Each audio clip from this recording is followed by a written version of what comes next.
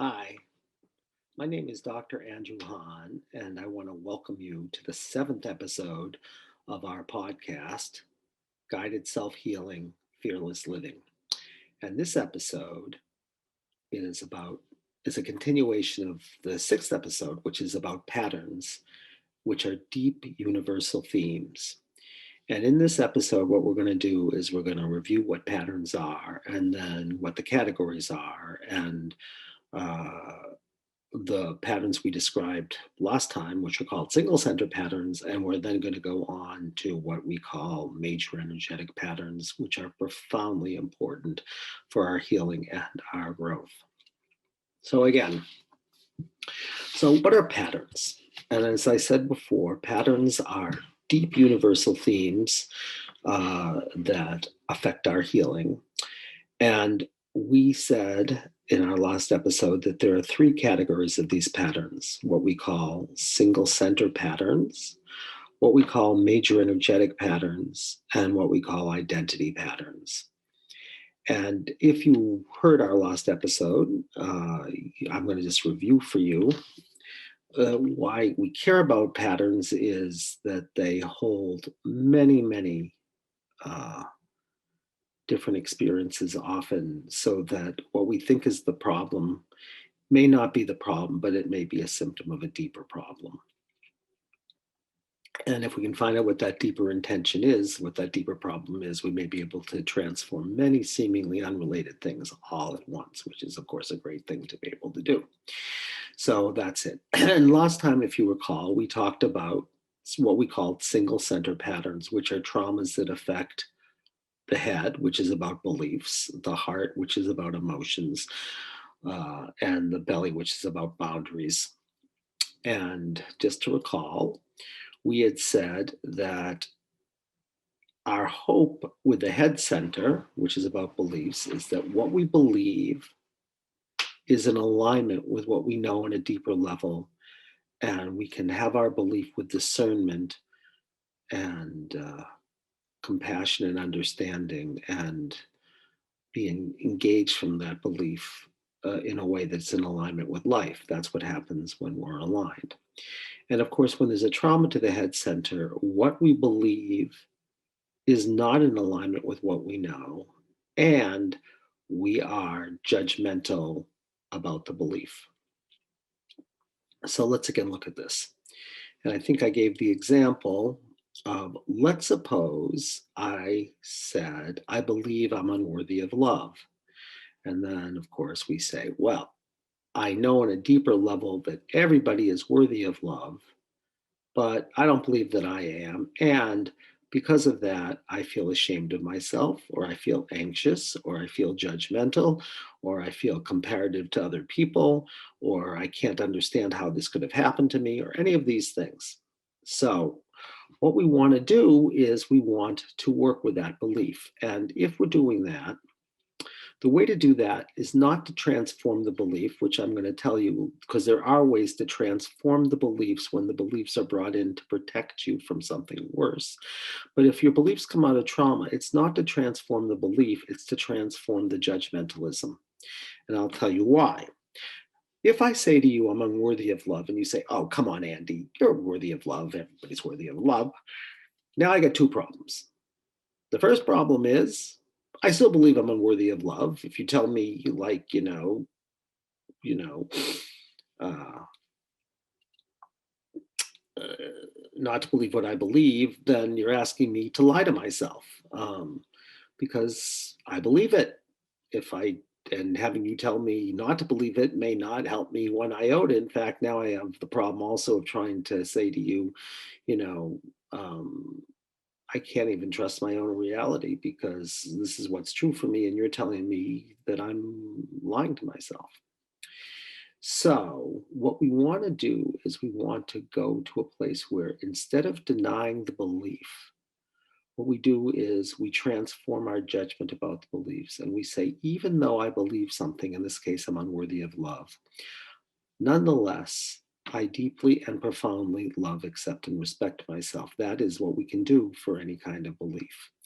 So, if you want to work with this, find a belief that you have judgment about, Find the sensations in the body that you associate with that belief you have judgment about. Bring all your attention there and let it share its story about why, in this case, whoever it is, believes they're unworthy of love. And then, if you want to help them more than just hearing their story, you're going to do a practice where you affirm it and you say, even though I believe I'm unworthy of love, I deeply and profoundly love, accept, and respect myself. And you can do that. You can make that even better if while you're saying that, you can tap in a half moon around your ears, which you won't be able to see unless you're watching this as a video, but you can tap in a half moon around your ears and you can move your eyes in an infinity loop. And what that does is it opens you to a new experience that's tapping around the ears, and it fires everywhere in your brain, visual, auditory, and kinesthetic, real and imaginal. So you're opening up to this new reality, which is that even though I believe something, I can love, accept, and respect myself. Then we go to the heart.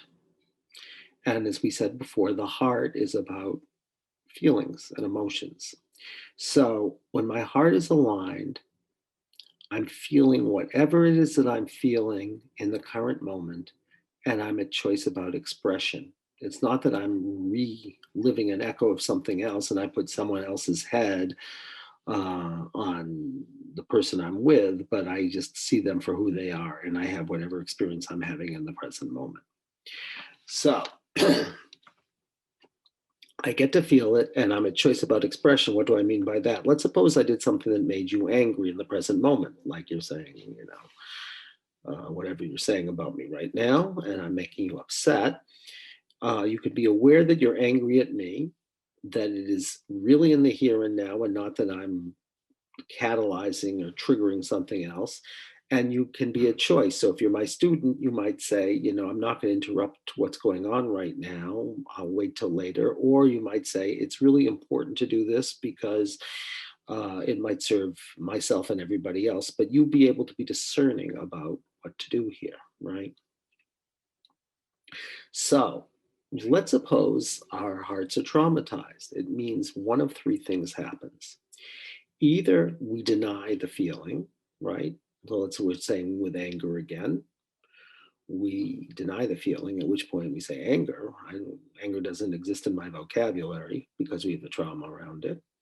Or we transform it into something else and we might laugh or we might cry and say I'm sad, but really what would be anger, but the anger is unacceptable. Or we would displace it and not know that you're angry at me, but go home and uh, yell at your animal or yell at your child or something, because it's not okay to be angry at me, but it may be okay to be angry at somebody else who has less power.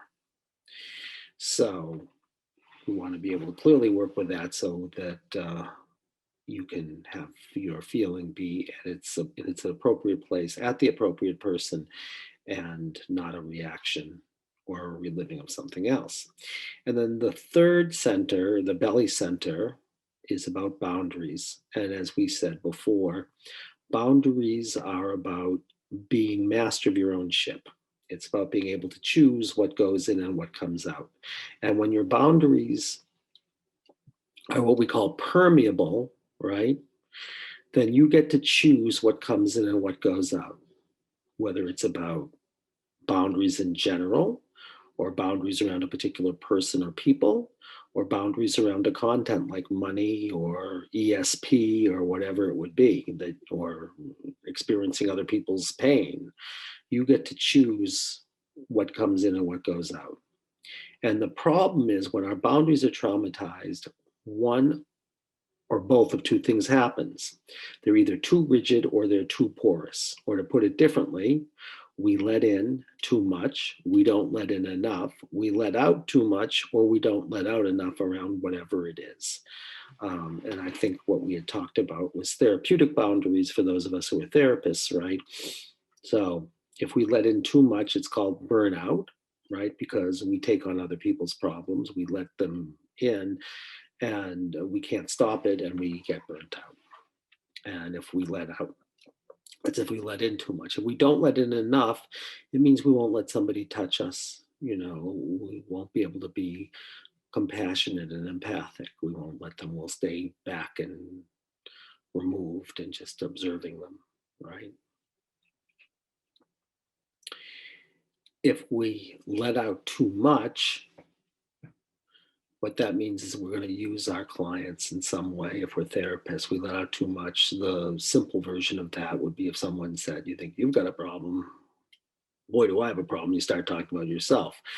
The more perhaps insidious is when you use your clients, for your own gratification, whether it is for, sleeping with clients or not helping them, but continuing to say you can so you can keep your practice high and take money from them or whatever it is, right? It's like uh, you are using them for your own needs and not to be there of service.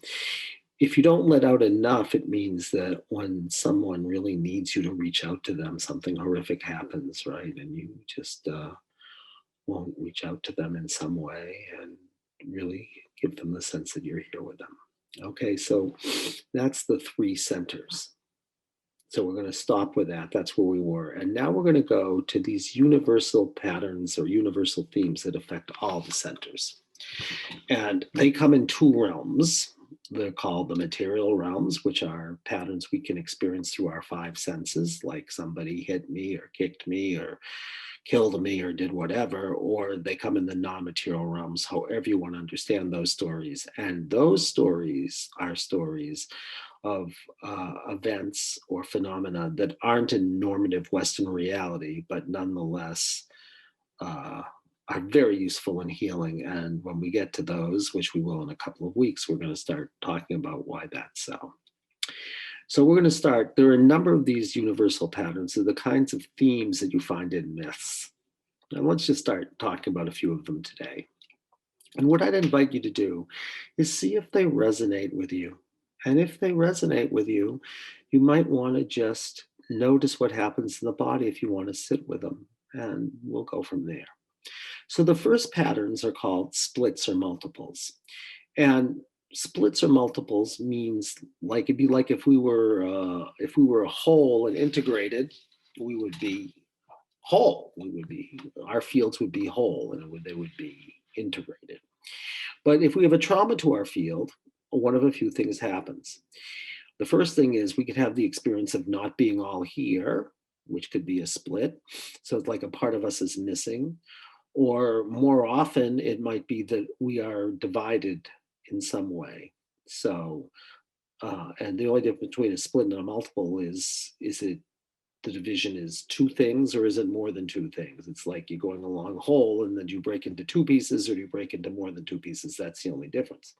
Well, what do I mean by this? Let's say our thoughts are disconnected from our feelings. So it's like we're split at the head, right? It's like our head is cut off from our hearts. That would be a split. So you might not let yourself feel your feelings. You might think about them, but not let yourself feel them would be an example. Or when you're feeling your feelings, you might not be able to think at all and be discerning. That would be another example.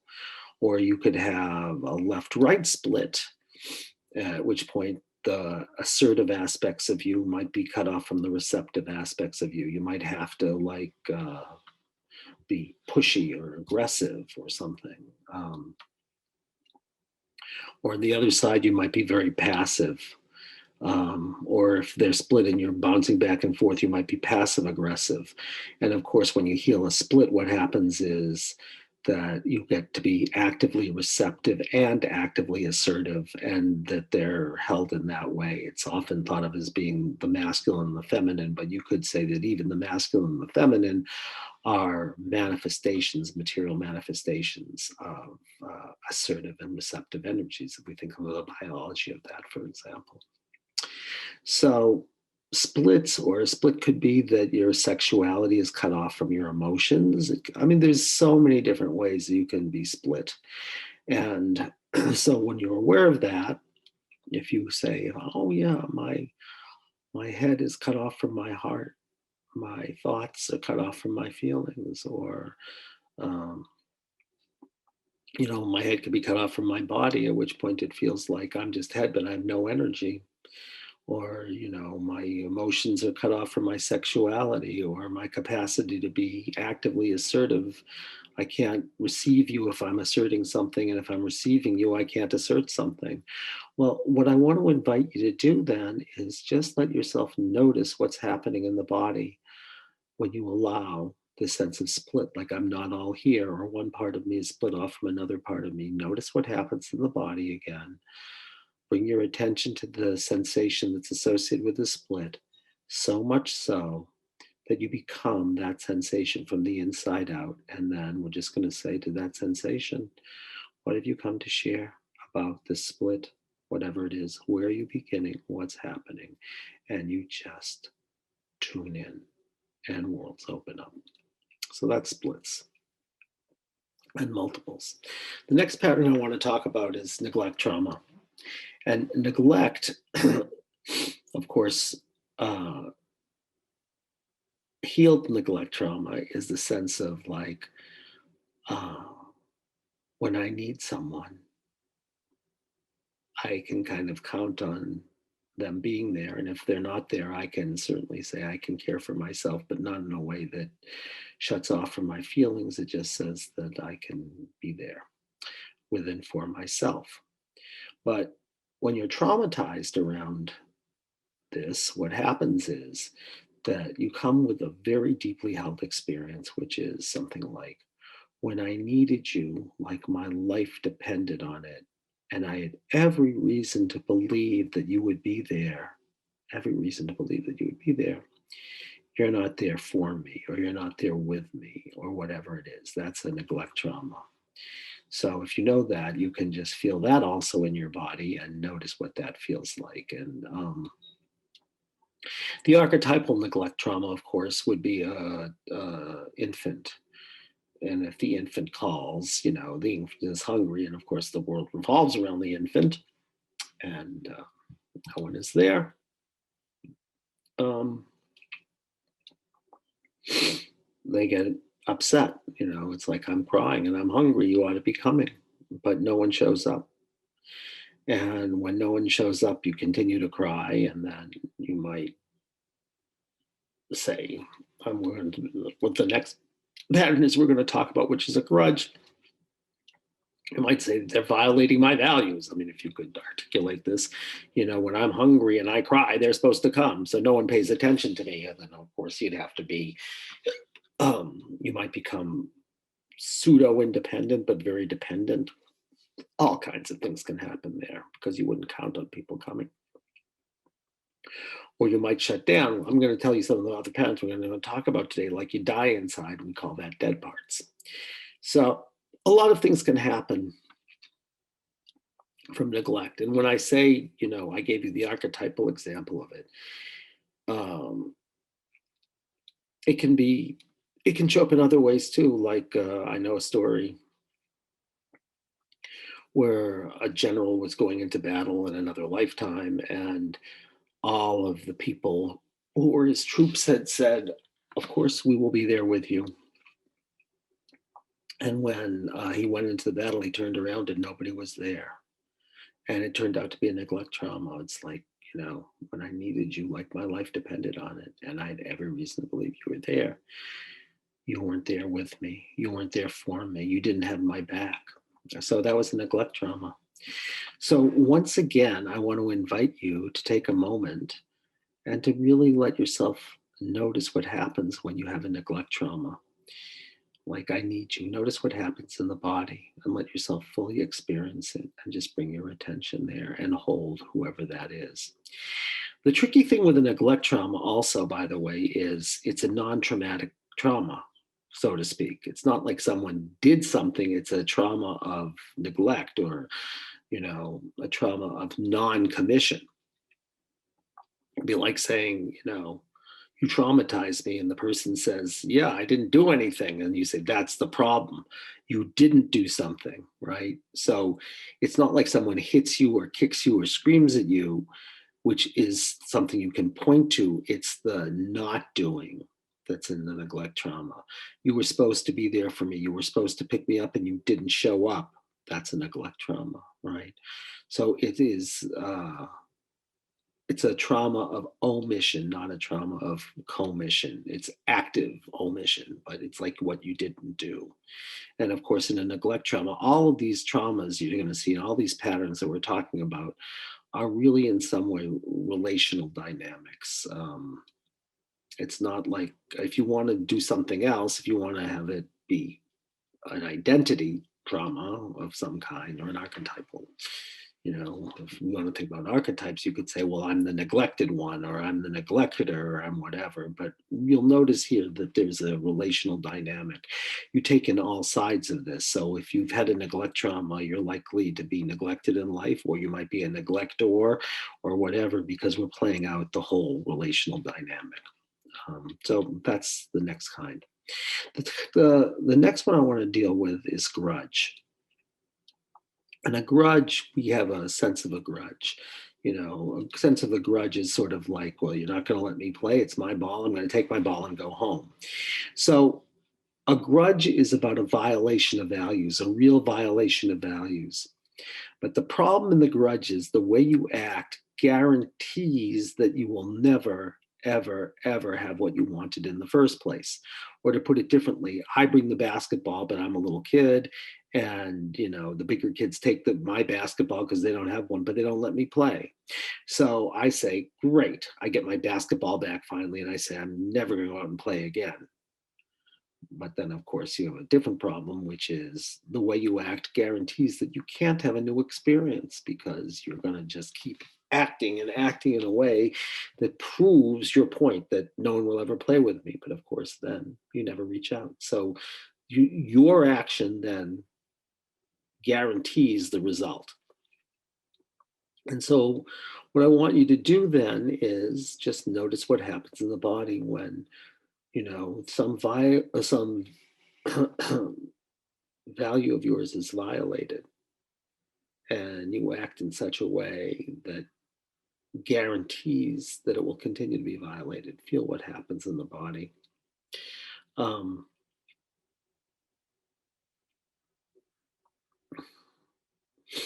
um, I'll tell you one of my favorite stories about a grudge, which isn't even mine, but from one of my favorite teachers, a man named Dick Olney, who started something called self-acceptance training. And if you want to read about Dick, one of his students wrote a book called Walking in Beauty. He was one of the original people who was both a shaman and a Gestalt therapist, and he was just a very egoless, beautiful man. But he told a story of a person who came into him who was constipated, literally constipated, meaning that he had problems with his stomach, but also constipated in life.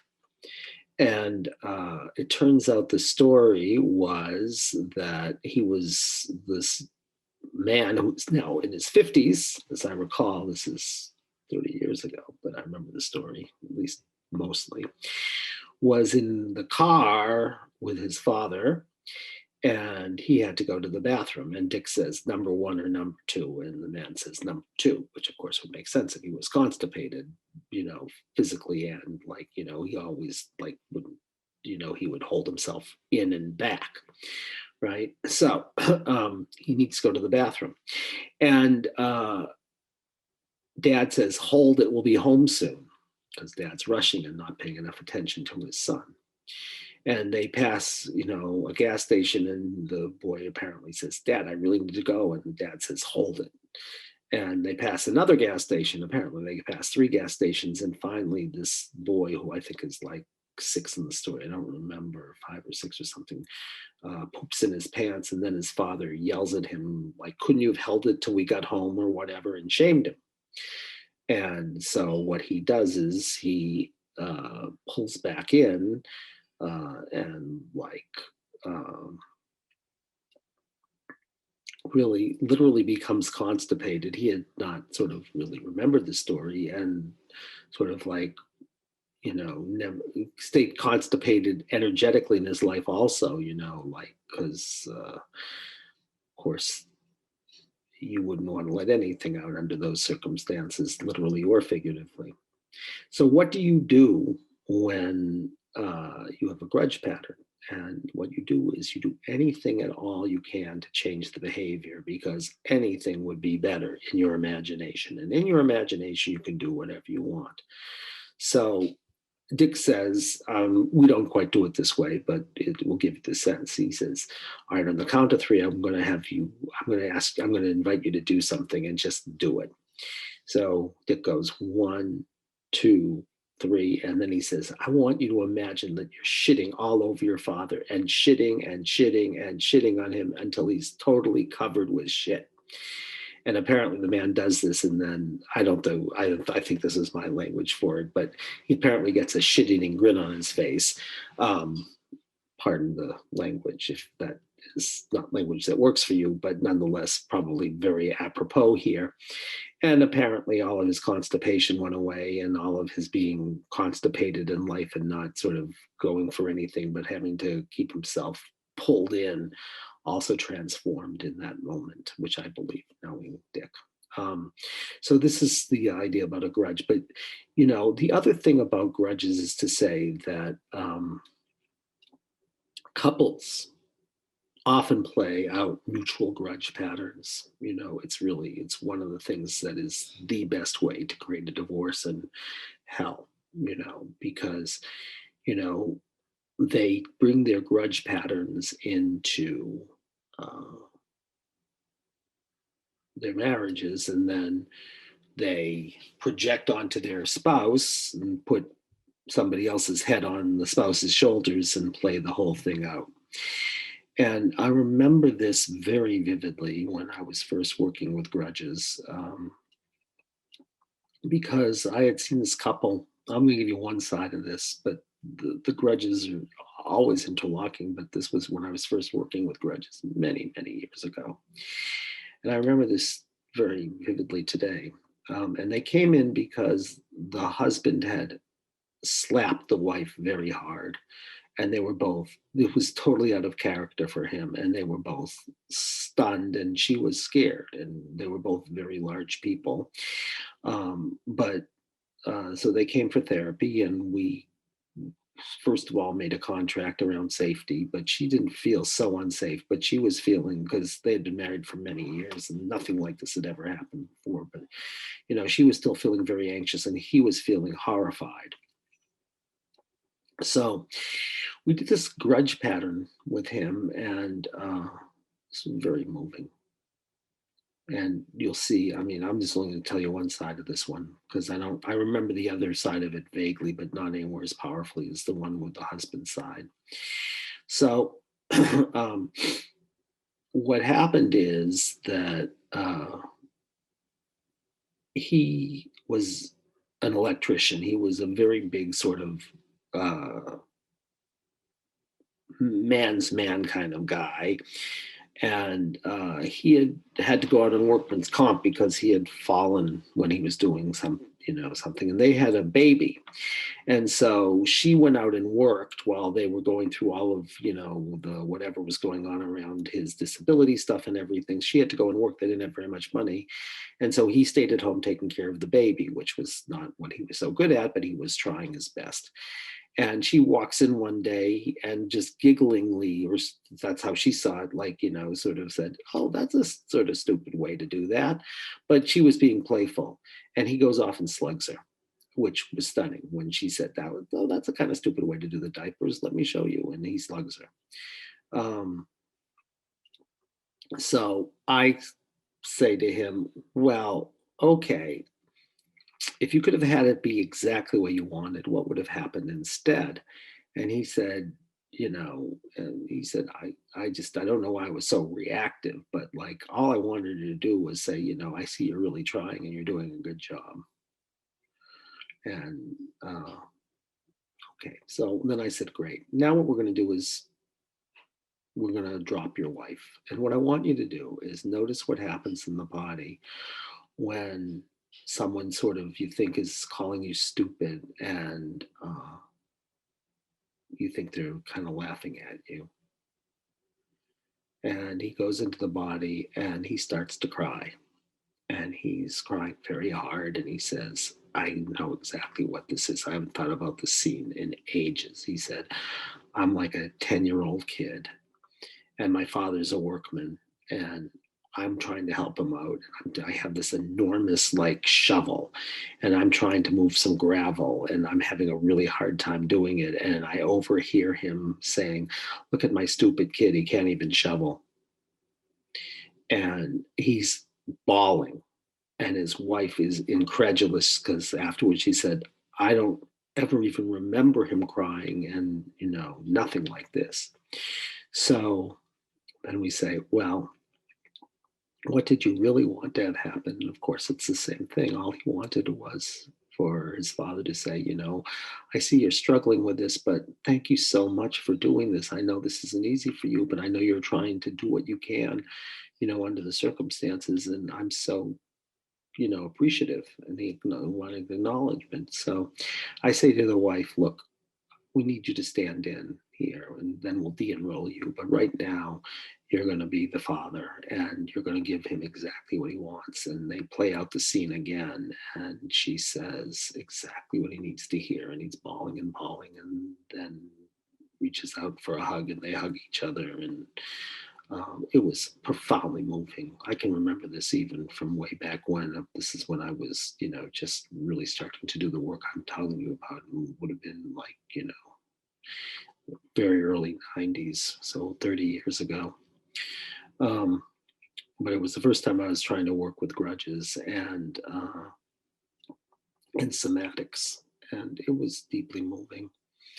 So you can also, if it's a couple, it's a very powerful thing to enroll the other one uh, and to transform the original situation and then de-enroll them so they get to be, partners again.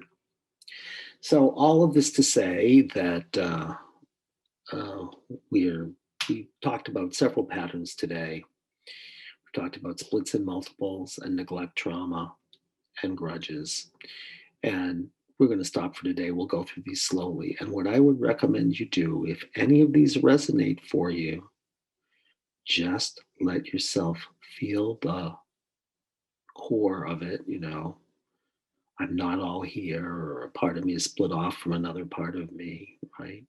Or when I need you, like my life depended on it. And I had every reason to believe you'd be there for me. You weren't there for me. This trauma of omission, right? They weren't there. Or grudges, that some value of yours is violated. And then you continue to act in such a way that guarantees it.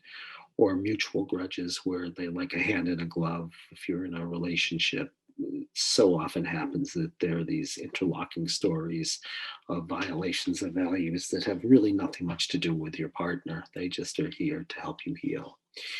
We just think we do it. We fall in love with people because we fall in love with them and we love them, but they also, who do we do our deepest work with? It's the people who are closest to us.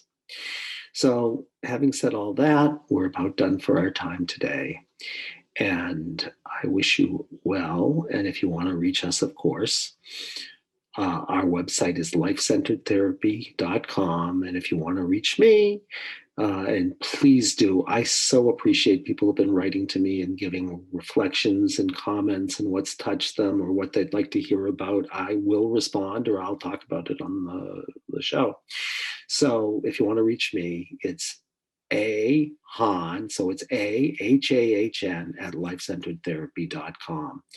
And until our next time, where we will continue our journey on these patterns, I wish you a great day and great healing and great growth.